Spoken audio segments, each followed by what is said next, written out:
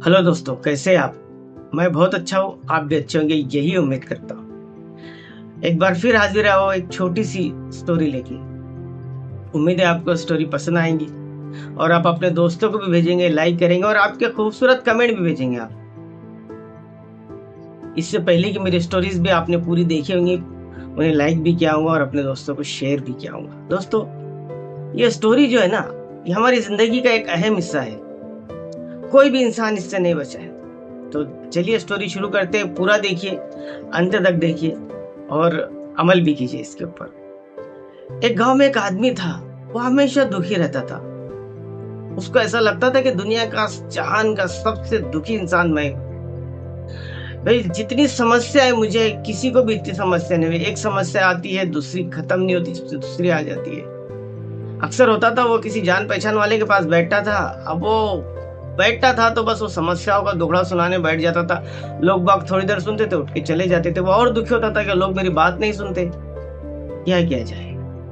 अब एक बार उसे वैसा पता चला कि भाई गांव में एक बहुत बड़े महात्मा आने वाले हैं जिनके पास समस्या का हल है। तो वो तैयार हो गया। एक दिन वो दिन आ गए जिस दिन महात्मा जी ने गांव में एंट्री की। वो उनके पास गया। उन्होंने महात्मा जी को बोला, महात्मा जी मेरी बात सुनिए, मेरी मदद कीजिए, मुझे बहुत समस्या है, मुझे बहुत तकलीफ है, मेरी तकलीफों को दूर कीजिए। अब महात्मा जी बोले, बेटा मेरे पास तो आज समय नहीं है, मैं बहुत थका हूं, मैं आराम करना चाहता हूँ, तुम कल आना। वो थोड़ा सा मायूस। फिर उन्होंने बोला, ठीक है, एक काम ऐसा करो कि आज मेरे ऊँट का ख्याल रखने वाला मेरा जो एम्प्लॉय है वो नहीं है, तुम रात भर इनका ख्याल रखो। जब ये सब ऊँट सो जाए तो तुम भी सो जाना। अब वो अपने काम में लग गया। सुबह ही महात्मा जी ने उसे बुलाया। देखा तो उसकी आंखें पूरी लाल थी, थका थका सा लग रहा था। अब महात्मा जी ने पूछा कि भाई क्या हुआ, नींद कैसे आई। तो महात्मा जी को उसने बोला कि नींद आई नहीं, आपने बोला था कि जब सब उठ सो जाए तो तू भी सो जाना। ऐसा हुआ नहीं, एक सोता एक उठता, एक उठता एक बैठता। उठ तो सो ही नहीं रहे सब, एक भी उठ सोया नहीं और मैं भी सो नहीं पाया। महात्मा जी मुस्कुराए, बेटा यही तेरे मसले का हल है। तो उसको गुस्सा आ गया। महात्मा जी को बोला कि ये क्या है, मेरी समस्या का हल देने के बगैर आप जो है मेरी समस्या को बढ़ा रहे, मेरा मजाक उड़ा रहे। महात्मा तो महात्मा होते हैं। महात्मा जी फिर मुस्कुराए और बोले, ऐसा नहीं है बेटा, जैसे तू समस्या लेके आए कि भाई तेरी समस्या ही नहीं खत्म होती। एक जाती है, दूसरी आती है, दूसरी जाती है, तीसरी आती है। तो यही तो जिंदगी है।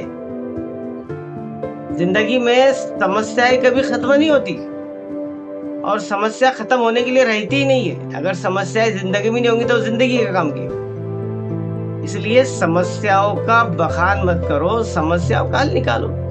समस्या आती है, हल होने के लिए आती है। फिर उसके बाद समझ में आई कि भाई मैं बेवजह अपने आप को मैं पोजीशन में डाल रहा था, टेंशन में डाल रहा था, है नहीं। अगर समस्या को गरीब से देखो, अगर समस्या का हल निकालने की कोशिश करो तो समस्या इतनी बड़ी नहीं लगती।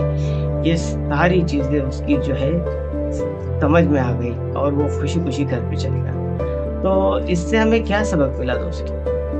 इससे यही सबक मिला कि समस्याओं से डर के किसी भी काम को नहीं छोड़ना चाहिए। और समस्याओं का टेंशन लेके, अगर समस्या का टेंशन लेंगे, आज एक काम हाथ में है और एक समस्या आ गई, अगर वो समस्या के पीछे लगेंगे तो वो काम भी रह जाएगा।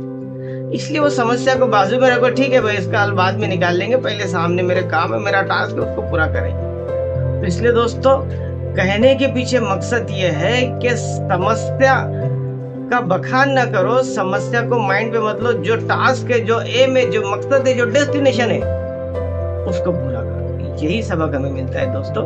स्टोरी कैसी लगी कमेंट करके बताना, लाइक करना, शेयर करना और तब तक मैं आपसे अलविदा लेता हूँ। जय हिंद, जय भारत।